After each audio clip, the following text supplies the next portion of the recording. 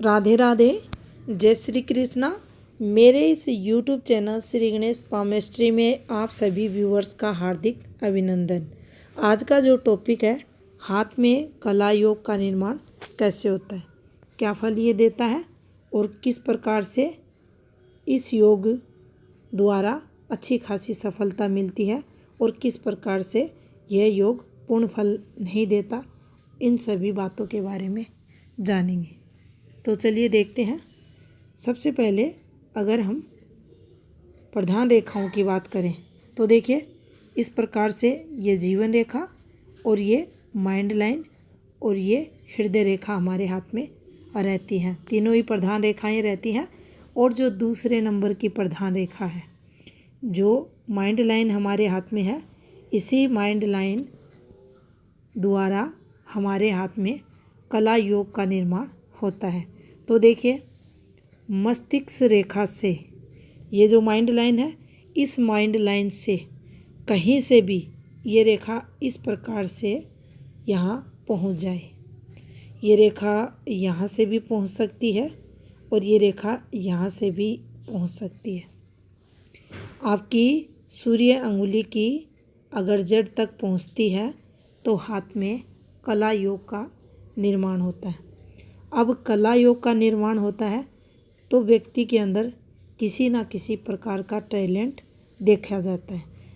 Field उसकी कुछ भी रह सकती है, वह गायक हो सकता है, डांसर हो सकता है, या किसी ना किसी प्रकार का उसमें हुनर होता है, कोई ना कोई कला छुपी रहती है और इस एक फॉर्मेशन के कारण वह व्यक्ति अत्यधिक सफलताएं पाता है। इसके अलावा सेकंड अगर देखें तो देखिए, जीवन रेखा, ये हमारे हाथ में जीवन रेखा और जीवन रेखा से कोई रेखा निकलकर आपके सूर्य पर्वत पर पहुंच जाए, ये देखिए इस प्रकार से ये रेखा भी व्यक्ति के अंदर किसी ना किसी से रिलेटेड टैलेंट को दर्शाती है। ये भी कला योग को बताती है और ऐसा व्यक्ति अच्छी खासी सफलताएं अपने उस टैलेंट द्वारा जीवन काल में पाता है। ये भी एक प्रकार से कला योग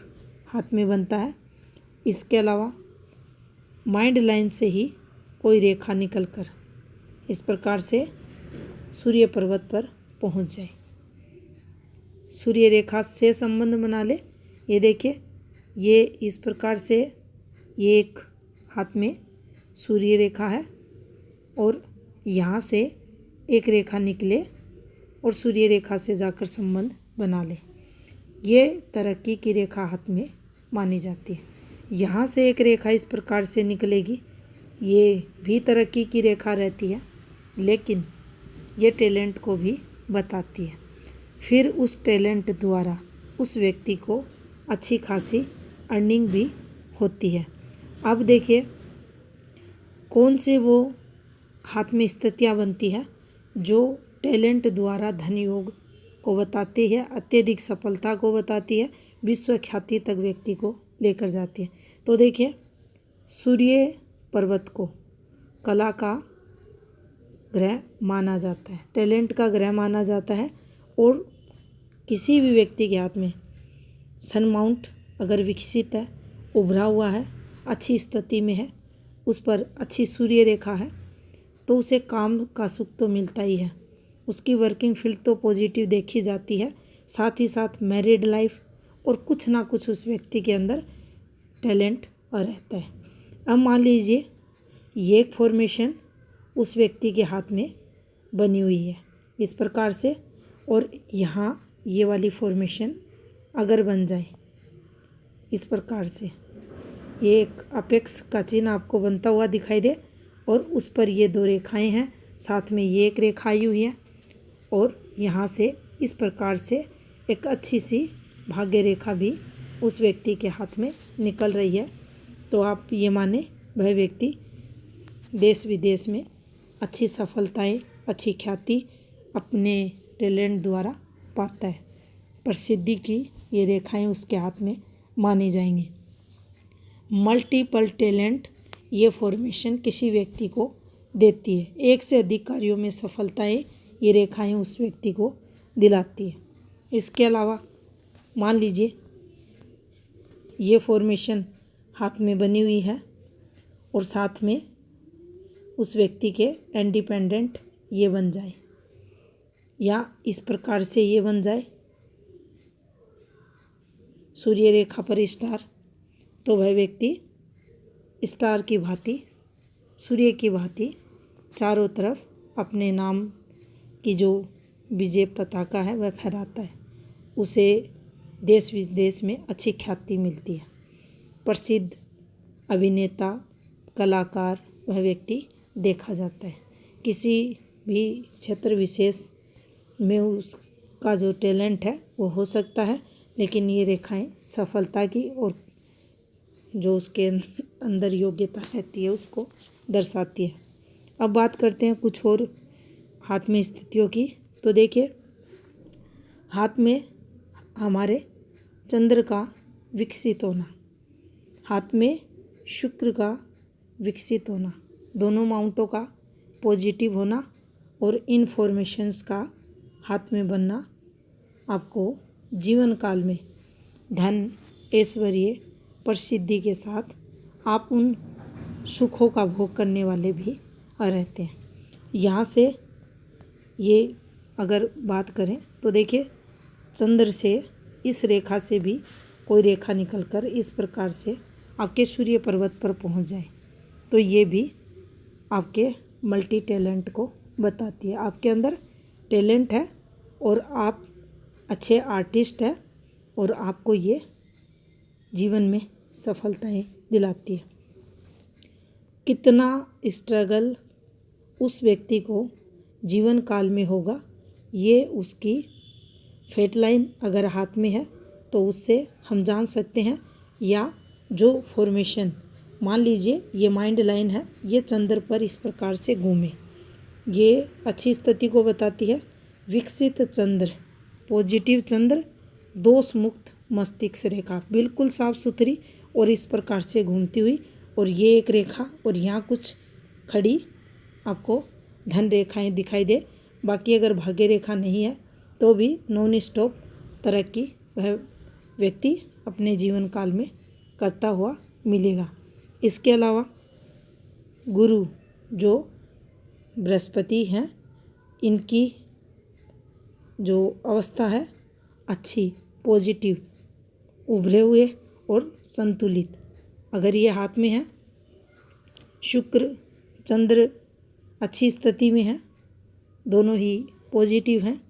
अच्छी माइंड लाइन हाथ में चल रही है इस प्रकार से, और यहाँ से एक ब्रांच निकलकर आपकी सूर्य की अनामिका अंगुली की जड़ तक पहुँच रही है। अगर फिंगर की लंबाई की बात करें तो ये यहाँ तक कम से कम पहुँचनी चाहिए। उस स्थिति में ऐसा व्यक्ति अच्छी खासी प्रसिद्धि पाता है। अब जो इस क्षेत्र में जो भी व्यक्ति जाते हैं उनको जो सफलता मिलती है वो डिपेंड करती है उनके सबसे जो महत्वपूर्ण ग्रह रहता है उनके हाथ का सूर्य ग्रह, उसके बाद चंद्र, गुरु और उसकी हाथ की फेट लाइन, इन सभी पर डिपेंड करता है कि उसे कितनी सफलता किस प्रकार से मिलेगी और कितना स्ट्रगल उन्हें जीवन काल में करना पड़ेगा।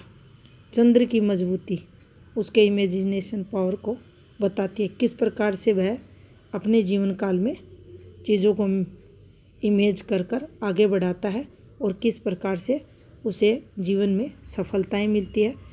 जब किसी व्यक्ति का जो मन रहता है, आत्मा रहती है, ये दोनों जब आत्मिक सुख पाते हैं उस स्थिति में ही कोई व्यक्ति अत्यधिक प्रगति अपने जीवन काल में कर पाता है। तो आत्मिक जो संतुष्टि होती है, उस आत्मिक संतुष्टि के चलते वह व्यक्ति अच्छी खासी जीवन में फिर तरक्की करता हुआ देखा जाता है। अब इसके विपरीत अगर देखें, मान लीजिए ये फॉर्मेशन तो बनी हुई है, ये माइंड लाइन है और ये रेखा तो यहाँ से पहुँच रही है सूर्य पर्वत पर, लेकिन यहाँ जो रेखा चल रही है सूर्य रेखा वो लहक रही है। या ये निकलने वाली रेखा से घूमती हुई जा रही है, या माइंड लाइन डिस्टर्ब काफ़ी गहरी हो रही है, तो उस स्थिति में फिर उस व्यक्ति को उतनी अच्छी पॉजिटिव वे में सफलताएं नहीं मिलेंगी, सफलताओं में कमी देखी जाएगी। चंद्र हाथ में बिल्कुल दबा हुआ है तो वह व्यक्ति उतना परफेक्ट तरीके से अपना जो कार्य है उसे कर ही नहीं पाता। भाग्य रेखा है बिल्कुल ऐसे फैली हुई चल रही है, टूट कर चल रही है, या इस पर राहु रेखाएं अधिक चल रही हैं, तो उस व्यक्ति को अपने जीवन काल में फिर काफ़ी सारी दिक्कतें होंगी। अगर सूर्य पर्वत भी काफ़ी दबा हुआ है तो जीवन में फिर उसे स्ट्रगल अधिक करना पड़ेगा, और सूर्य की पॉजिटिविटी ही उसके जीवन में, उसके जो कला क्षेत्र रहता है, उसका जो वर्किंग फील्ड रहती है, उसमें पॉजिटिविटी का जो प्रधान ग्रह रहता है वह यही माना जाता है। तो यहाँ से सबसे महत्वपूर्ण फल उसको मिलता है। ये अच्छी अवस्था में होना चाहिए, और इसके बाद माइंड लाइन की पॉजिटिविटी उत्तम अवस्था में होनी चाहिए, और इससे निकलने वाली इन रेखाओं का योग यहाँ होना आवश्यक है। और फिर इसके बाद चंद्र, गुरु और शुक्र, और फिर इनकी फेट लाइन, इन सभी का अगर साथ मिले तो ऐसा व्यक्ति निश्चित ही कला क्षेत्र में अच्छे तरक्की करता है, नेम फेम पाता है और धन अर्जित भी करता है। धन्यवाद।